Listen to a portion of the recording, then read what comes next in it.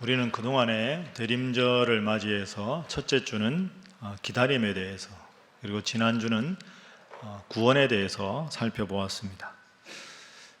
우리 예수님께서 천하고 천한 말구유에 오셨고 33년을 사시다가 십자가에 달려 돌아가신 이유는 죄로 죽을 수밖에 없는 우리를 구원하기 위해서 그렇게 하신 겁니다.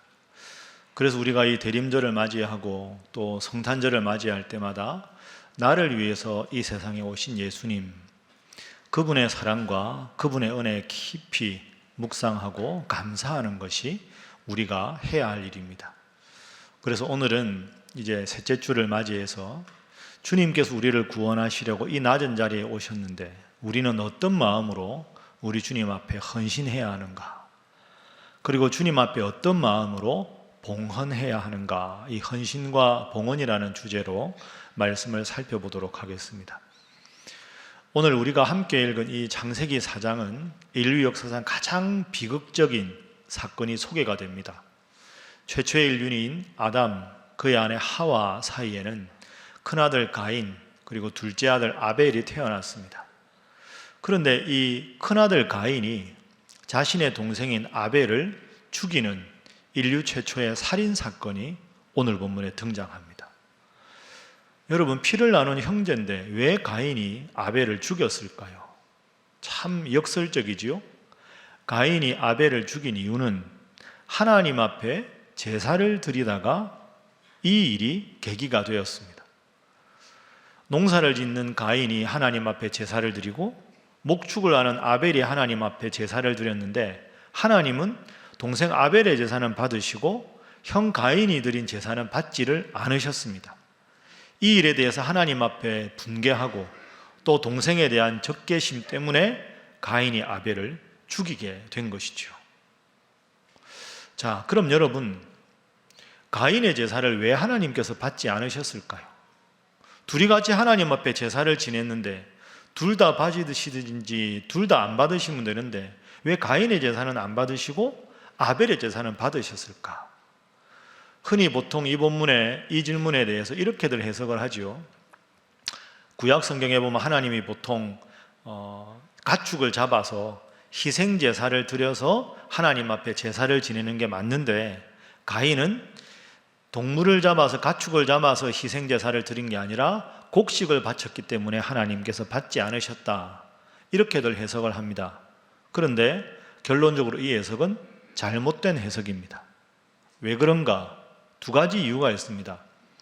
자, 먼저 생각을 해보면 여러분, 구약 성경 앞부분에 나오는 모세오경 중에서 하나님께 드리는 제사가 제일 많이 설명된 책이 어디입니까?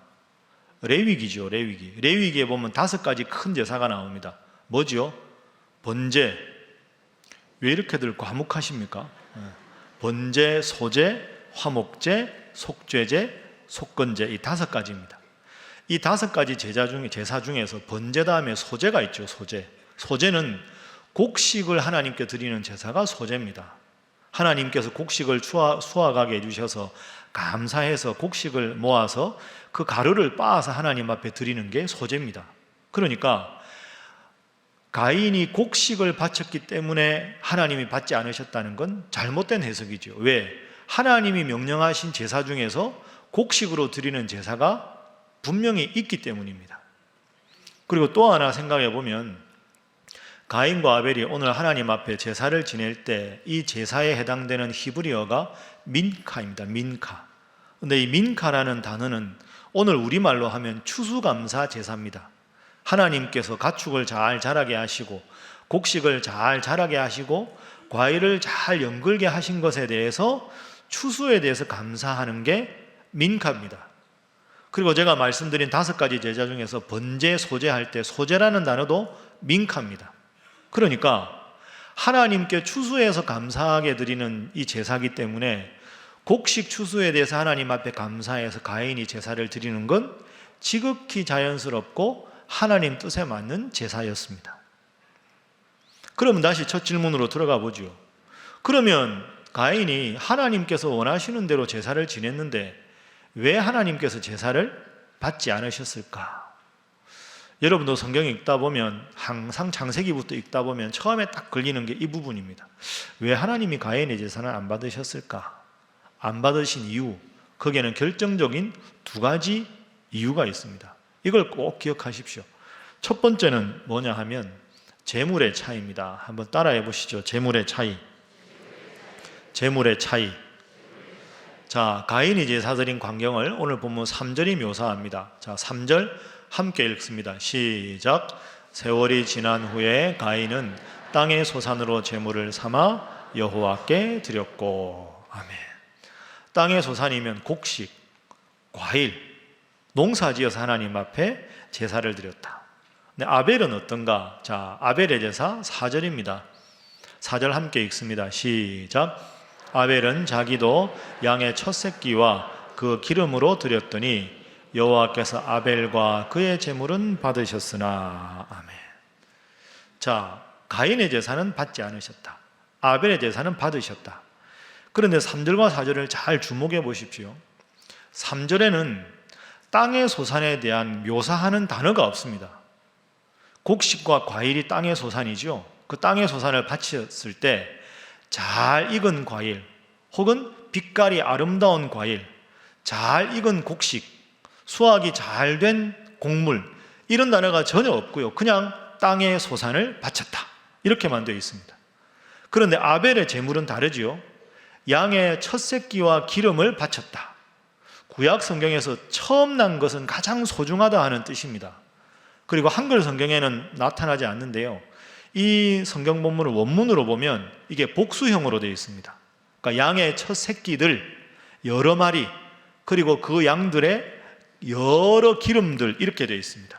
그러니까 정리를 해보면 가인은 추수를 하긴 했는데 내가 열심히 수고해서 내가 추수했는데 제사를 드리라니까 그냥 손에 집히는 대로 잡아가지고 하나님 앞에 그냥 바친 것이고, 아벨은 제일 잘 자라고 제일 하나님 받으심직한 그런 양의 첫 새끼들 여러 마리들, 그 여러 기름들을 다 모아서 정성을 다해서 하나님 앞에 제물을 바쳤다.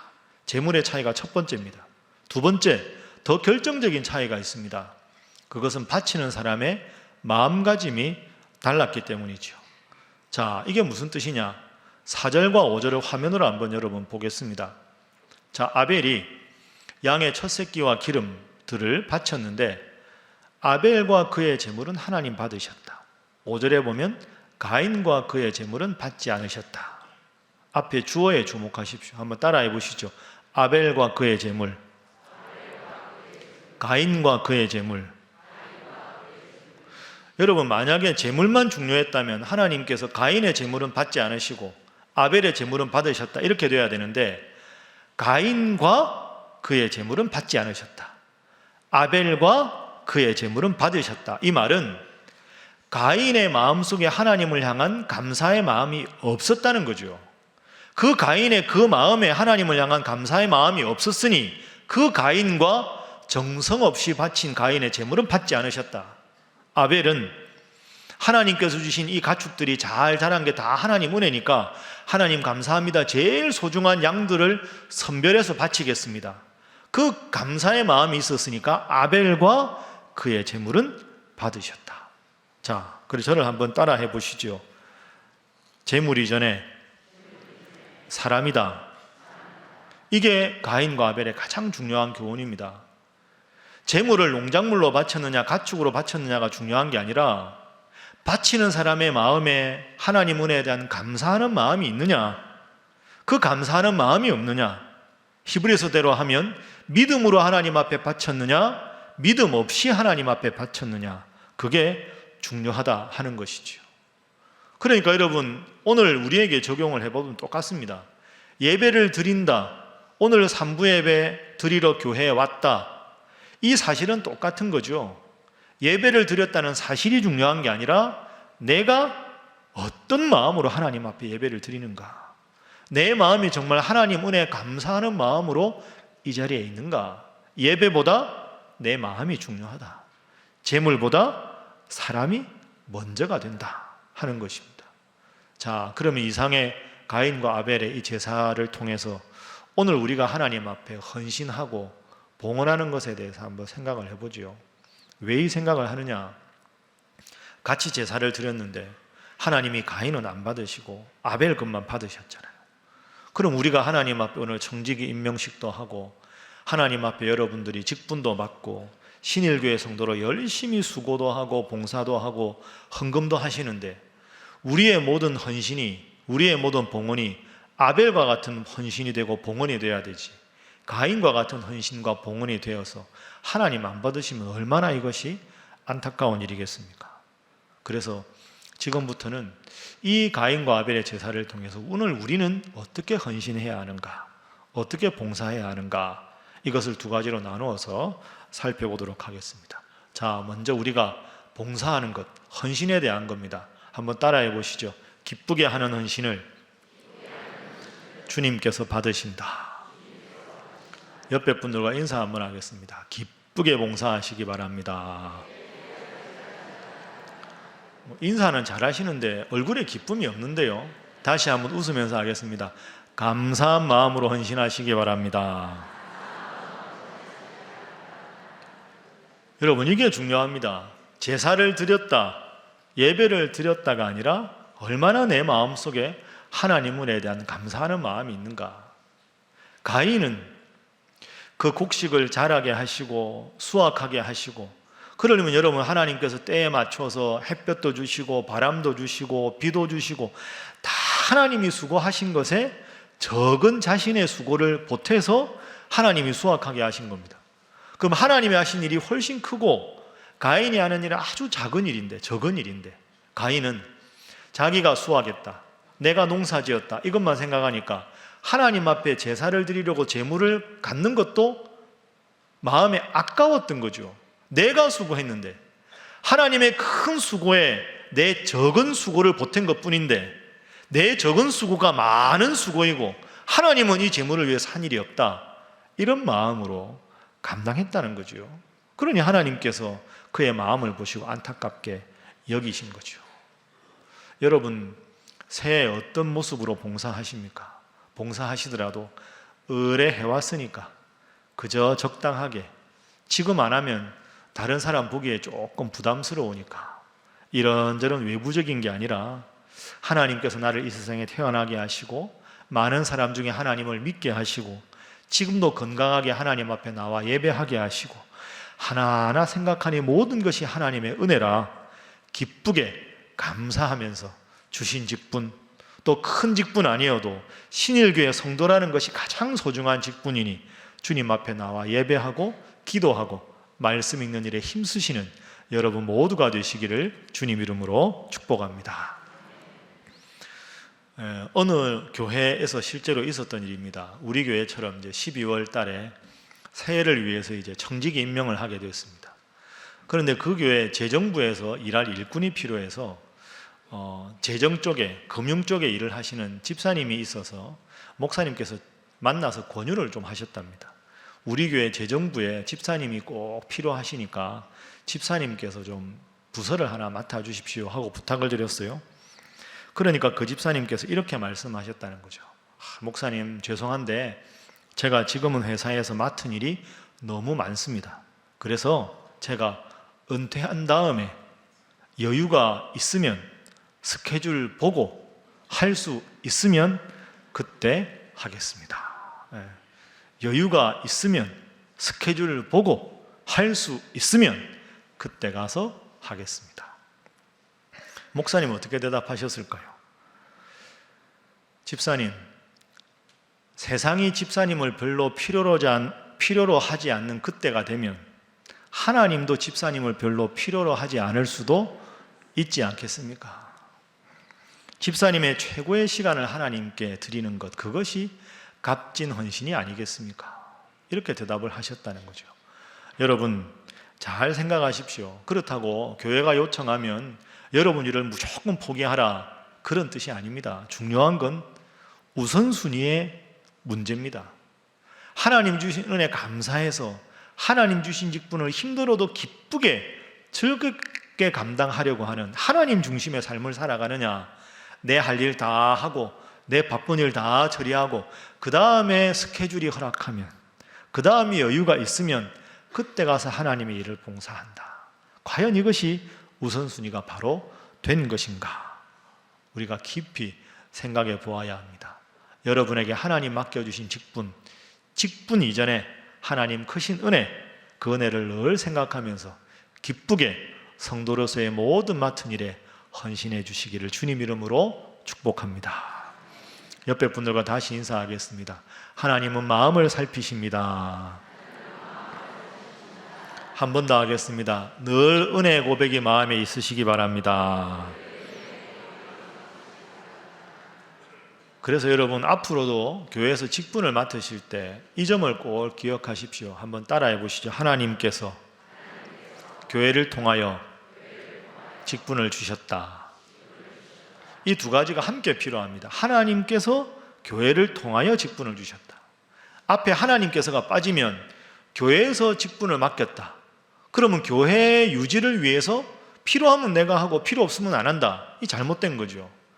하나님께서 주셨다만 강조하면 교회의 질서를 해칠 수가 있습니다. 교회는 질서가 있고 원칙이 있는데 그 질서 안에서 우리가 헌신해야 되는 거죠. 하나님께서 교회를 통해서 나에게 직분을 주셨다. 이 점을 꼭 기억하시고 아벨의 제사를 하나님 기쁘게 받으신 것처럼 여러분의 헌신을 하나님 기쁘게 받으시도록 충성을 다하는 여러분 되시기를 주님 이름으로 축복합니다. 이제 크게 두 번째 주제를 한번 생각해 보겠습니다. 두 번째는 봉헌입니다. 봉헌. 좁은 의미로 하나님 앞에 헌금하는 걸 말하는 거죠.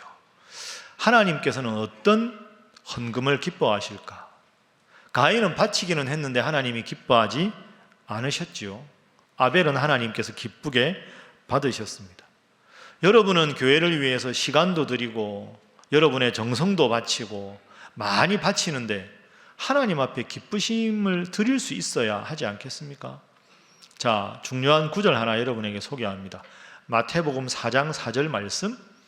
자, 우리 다 함께 한 목소리를 읽겠습니다. 시작. 예수께서 대답하여 이르시되 기록되었으되 사람이 떡으로만 살 것이 아니요 하나님의 입으로부터 나오는 모든 말씀으로 살 것이라 하였느니라 하시니 아멘. 한번 따라 하시죠. 사람이 떡으로만 살 것이 아니요. 여러분, 사람이 떡으로만, 이 떡은 우리의 주식입니다. 일용할 양식을 말하죠. 사람이 떡으로만 살 것이 아니다. 이 말씀은 떡이 필요하다는 말씀입니까? 필요 없다는 말씀입니까? 필요하지요. 사람이 떡이 필요합니다. 먹어야 살지요. 그런데 먹는 떡보다 더 중요한 게 하나님의 말씀이다. 하나님 말씀으로 우리의 영이 자라고 우리의 일용할 양식으로 육체가 성장하듯이 영과 육의 조화가 필요한데 영적인 삶이 더 중요하다. 이런 뜻입니다. 그러니까 이걸 좀 더 단도직입적으로 말하면 떡에 해당되는 게 일상생활에 필요한 돈이고요. 하나님 말씀은 믿음 생활이죠. 믿음 생활도 필요하고 열심히 일해서 소득을 갖는 것도 함께 필요하다. 중요한 건 우선순위가 하나님의 말씀에 있어야 된다. 그렇다고 해서 돈이 필요 없다. 이건 잘못된 겁니다. 신앙생활 열심히 하는 분 중에서 영적인 것은 소중하고 육체적인 것은 가치가 없다 생각해서 돈 문제를 아주 가볍게 여기는 것 잘못된 겁니다. 예를 들어 볼까요? 성경을 읽어보면 예수님께서 믿음이라는 단어를 아주 많이 강조하셨습니다. 믿음이라는 단어가 나오는 성경 구절을 쫙 리스트를 뽑아보면 한 500구절 정도 됩니다. 500구절. 기도 얼마나 중요합니까? 기도에 관해서 예수님께서 가르쳐 주신 내용을 구절로 뽑아보면 또 한 500구절 정도 됩니다. 제가 질문 하나 드리겠습니다. 물질이라고 쓴 돈, 예수님의 돈에 대해서 하신 말씀이 몇 구절쯤 될까요? 믿음 500구절, 기도 500구절, 돈은 2359절입니다. 그 예수님의 돈에 대해서 관심이 아주 많으셨어요. 여러분 오해하지 마십시오. 예수님이 돈을 밝히셨다는 뜻이 아니고요. 일상생활이 아주 중요하다. 영적인 생활만큼 일상을 살아가는 돈의 위력을 분명하게 예수님이 알고 계셨다는 거죠. 그러니까 돈에 대한 바른 가르침을 명확하게 우리가 알고 있어야 영적인 생활을 바르게 할 수 있다. 그러니까 목사는 때로는 헌금에 대해서, 돈에 대해서 분명하게 여러분에게 가르쳐야 될 책임이 있고 의무가 있는 것이지요. 그만큼 우리 일상생활에 돈이 필요한 것이기 때문입니다. 그런데 하나님을 믿지만 돈에 대해서 잘못된 태도를 가진 경우가 의외로 많습니다. 크게 세 가지 정도로 나누어 볼 수 있습니다. 돈에 대한 잘못된 생각, 첫 번째는요, 돈의 주인입니다. 여러분, 돈의 주인이 누굽니까? 하나님입니까? 여러분입니까? 하나님이 주인입니다. 나를 태어나게 하시고 나에게 건강을 주셔서 일하게 하시고 나에게 어떤 일을 할 수 있는 달란트를 주신 분도 하나님이시다. 하나님이 이 모든 것을 다 하셨고 내가 소득으로 벌어들이는 돈은 하나님께서 주신 은혜로 청지기로 내가 이 돈을 맡아서 살아있는 동안에 관리한다. 돈의 소유자는 하나님이시고 나는 청지기다. 이걸 잘못 이해하면 큰 문제가 됩니다. 그 문제가 뭐냐? 두 번째입니다. 배금주의. 돈이 1등이다 이거죠. 내 인생에 돈이 최고다. 돈 없으면 아무것도 못한다. 돈 있으면 모든 게 가능하다. 돈이 하나님인 겁니다. 하나님을 믿어도 하나님보다 돈이 더 중요하다. 그 우상숭배가 되는 거죠. 그게 배금주의입니다. 세 번째는 신앙보다 돈을 더 중요하게 생각하는 것. 여러분, 이건 잘못된 거죠. 가끔 여러분 그런 경우가 있습니다. 갑자기 엄청나게 일확천금을 가져서 벼락부자가 된 경우, 그런 분을 가만히 보면 별로 행복하지가 않습니다. 왜 그럴까요? 내가 가진 인격의 수준이나 내가 가진 신앙의 수준보다 더 많은 걸 갖게 되면 그건 축복이 아닙니다. 저주입니다.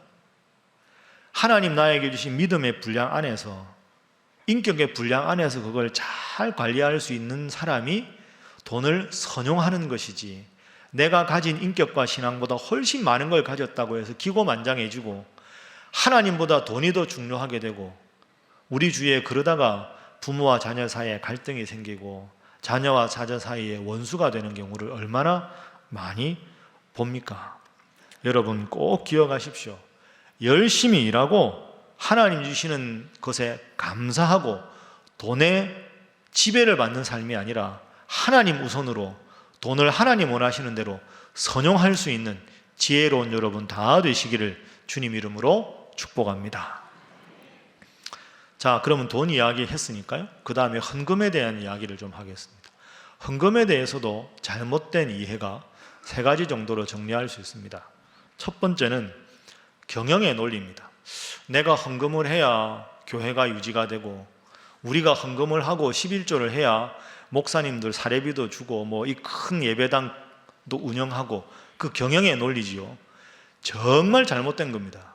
여러분, 단도직입적으로 여러분 헌금 안 해도 이 교회는 잘 운영됩니다. 그렇다고 하지 말라는 건 아닙니다. 무슨 뜻이냐 하면 하나님이 교회의 주인이지 성도가 교회의 주인이 아닙니다. 성도가 교회의 주인이면 헌금 많이 하는 사람 우대하고 11조 제일 많이 하는 사람, 그런 사람들만 특별하게 여기고 그 교회가 망조가 되는 겁니다. 교회는 경영의 논리가 아닙니다. 여러분, 예배당에 어떤 마음으로 오셨습니까?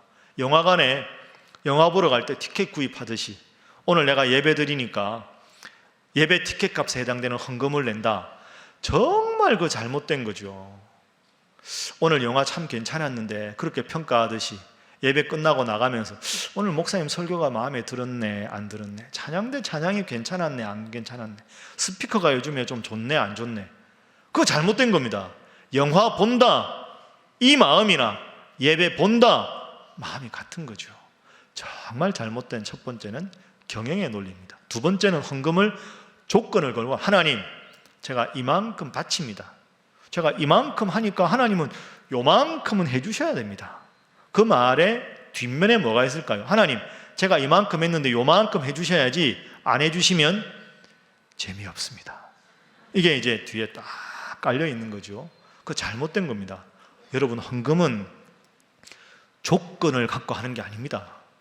하나님이 나에게 생명을 주시고 하나님이 나를 하나님 믿게 해주시고 하나님 앞에 예배드리러 나오게 해주셨으니 그저 그 은혜에 감사해서 자발적으로 조건 없이 하는 게 감사지, 헌금 많이 하면 복을 주시고 헌금 안 하면 복을 안 주신다, 하나님 그렇게 째째한 하나님이 아니십니다. 하나님이 무슨 돈이 필요하시겠습니까? 그런 의미에서 세 번째로 잘못된 것은 준비 안 한 예배, 준비 안 한 헌금입니다.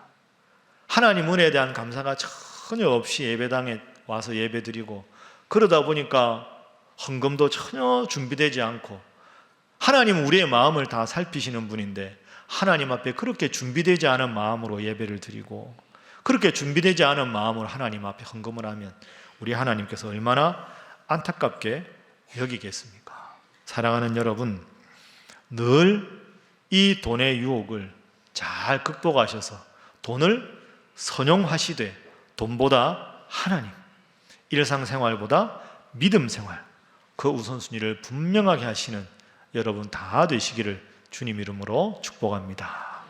자, 다시 한번 옆에 분들과 인사하겠습니다. 헌금은 은혜의 고백입니다. 한 번 더 할까요? 늘 감사하시기 바랍니다. 헌금과 연관해서 여러분들이 자주 물으시는 질문 하나만 정리하겠습니다. 목사님, 헌금하다 보면 11조 할 때 고민이 많은데요, 온전한 11조는 어떻게 하는 겁니까? 뭘 받으면 보험이고 뭐고 다 떼기 전에 10분의 1을 드리는 게 맞습니까? 뗄 거 다 떼고 하려니까 마음은 편한데 찝찝할 때가 있는데 온전하게 11조 한다는 게 어떤 의미입니까? 이런 질문 많이 하시는데요, 정답을 일러드리겠습니다. 하고 싶은 대로 하십시오. 기도하고 하나님 주신 은혜대로 하시면 됩니다. 여러분, 하나님은 액수가 하나도 중요한 분이 아닙니다. 여러분이 하나님 은혜 받은 게 너무 감사하면 감사한 만큼 여러분이 하나님 앞에 드리고 싶은 만큼 드리는 게 맞는 것이죠. 그 여러분들 중에 목사님, 저는 11조 하고 싶은데 돈이 없습니다. 안 하셔도 아무 문제 없습니다. 하나님은 헌금하면 기뻐하시고 헌금 안 하면 싫어하시는 하나님이 아닙니다. 하나님이 무슨 돈이 필요하겠습니까? 그리고 혹시 여러분이 받으신 게 있는데 11조 하려는데 손이 덜덜덜 떨리거든, 안 하셔도 됩니다. 하나님이 그것 가지고 뭐라고 하시지 않습니다. 중요한 건 뭐냐? 따라해 보시죠. 헌금은 돈이 아니라 신앙이다. 이걸 꼭 기억하십시오. 우리는 헌금 이러면 얼마의 액수를 하나님 앞에 바치는데 이것이 나에게 부담이 될 때가 있습니다. 하나님은 액수가 중요한 분이 아닙니다. 헌금은 신앙입니다.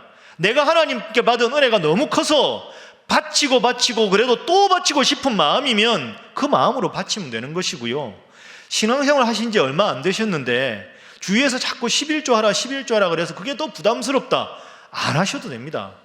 여러분 말씀드립니다. 11조는 다른 분들에게 강요할 수 있는 게 아닙니다.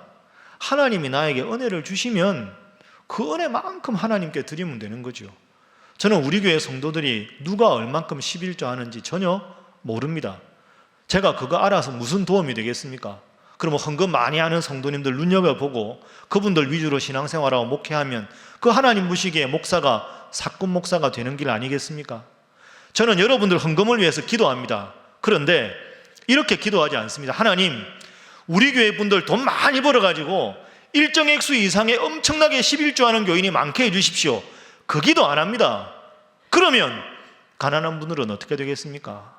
하나님, 소득에 관계없이 하나님께서 나에게 주신 은혜가 너무 커서 하나님 앞에 적은 양을 바치든 큰 액수를 바치든 하나님 앞에 손 떨면서 바치지 않는 성도들, 늘 하나님 은혜에 감사해서 주님 앞에 바치지만 또 바칠 수 있는 감사의 마음과 은혜의 마음을 우리 성도들에게 주십시오. 그렇게 기도합니다. 그게 맞는 기도죠. 여러분 꼭 기억하십시오. 앞으로도 헌금하실 때 헌금은 하나님께서 액수를 보시는 게 아니라 마음을 보신다. 헌금은 액수로 표현하는 게 아니라 내 신앙의 표현이다. 꼭 기억하셔서 마음속에 늘 하나님에 대한 은혜, 그 은혜에 대해서 즐겁게 하나님 앞에 드릴 수 있는 여러분 모두가 되시기를 주님 이름으로 축복합니다. 제가 아는 한 목사님께 직접 들었던 이야기 하나 여러분들에게 해드리겠습니다. 그 교회에 청년이 있었는데 목사님께서 어느 날 헌금에 대해서 특강 겸 설교를 이렇게 청년들한테 하셨던 거죠. 다 끝나고 나서 한 청년이 목사님께 왔습니다. 목사님, 제가 목사님 11조 말씀을 듣고 서약을 하나 했습니다.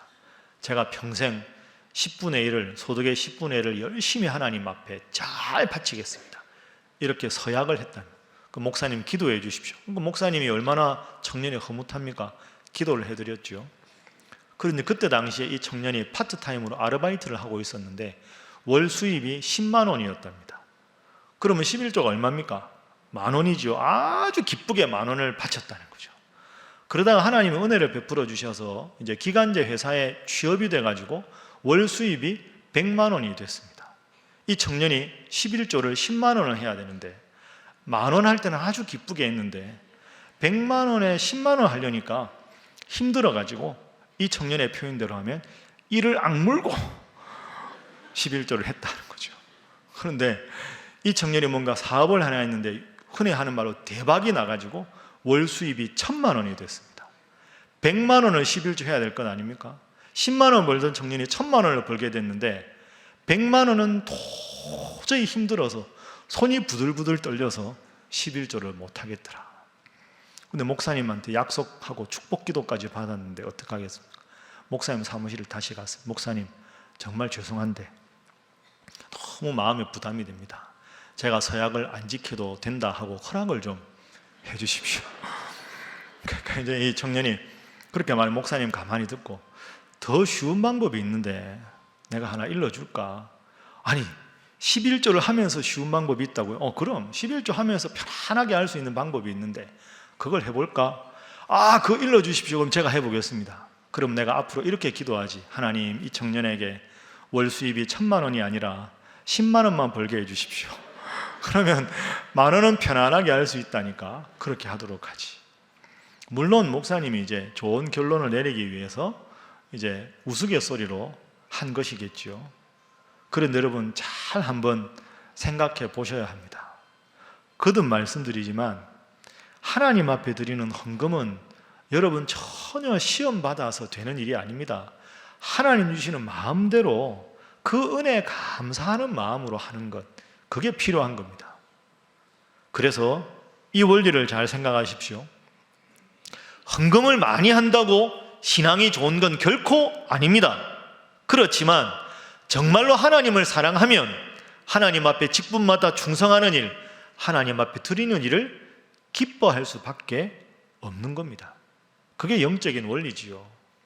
가인과 아벨이 같은 제사를 하나님 앞에 드렸는데 가인의 제사를 하나님 받지 않으시고 아벨의 제사를 받으신 이유는 아벨의 마음속에는 감사와 은혜가 있었고 가인에게는 그 감사와 은혜가 없었기 때문이다.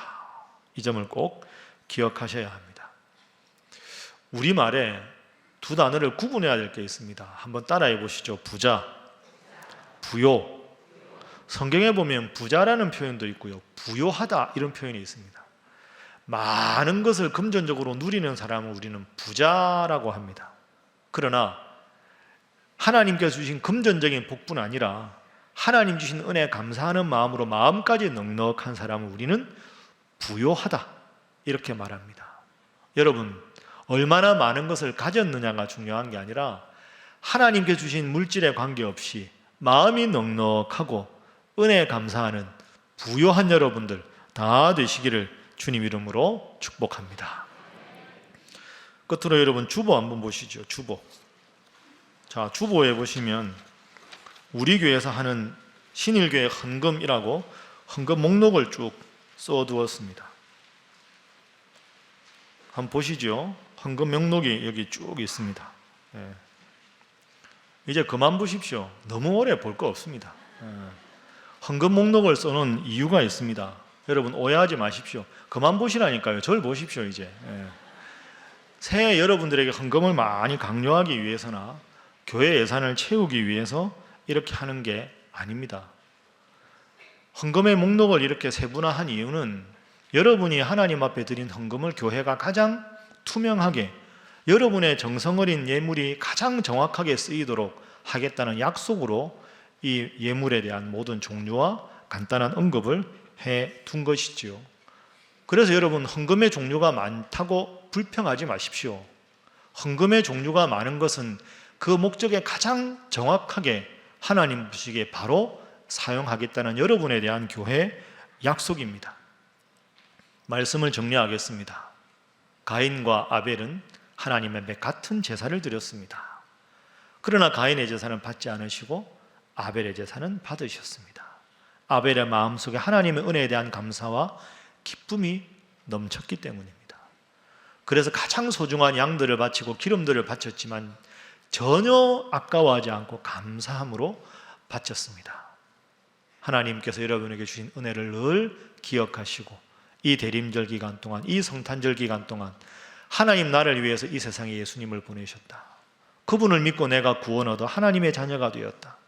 매일 주님 앞에 기도할 수 있는 은혜와 특권을 얻게 되었다. 이 은혜가 여러분의 마음속에 늘 차고 넘쳐서 더욱더 주님 앞에 헌신하는 일에, 봉헌하는 일에, 기도하는 일에, 주님을 기쁘시게 하는 일에 더 충성을 다하시는 여러분 모두가 되시기를 주님 이름으로 축복합니다. 기도하겠습니다. 사랑의 하나님, 감사합니다. 오늘도 저희에게 대림절 세 번째 주일을 맞이하게 하시고 이 자리에 나오게 해주셔서 감사합니다. 주님, 오늘도 저희들이 잠자리에서 일어나고 숨을 쉬고 이 자리에 나온 것도 다 하나님의 은혜요, 지금까지 저희의 인도하신 것도 하나님이셔서 감사합니다. 모든 것이 하나님의 능력이요, 모든 것이 하나님의 은혜인데 저희는 작은 것에서도 감사하지 못하고 살았습니다. 불쌍히 여겨 주옵소서. 하나님의 크신 은혜로 이 자리에 왔음에도 나의 적은 수고와 나의 작은 헌신을 크게 여기기만 하고 주님의 그 크신 다함 없는 사랑은 기억하지 못하고 좁은 나의 것만 집착하며 살았습니다. 주님, 오늘 주신 말씀을 통하여 더 기쁘게, 더 감사하며 더 마음을 다하여 헌신하고 봉헌하는 아벨과 같은 저희들로 거듭나도록 인도하여 주옵소서. 예수님의 이름으로 기도하옵나이다. 아멘.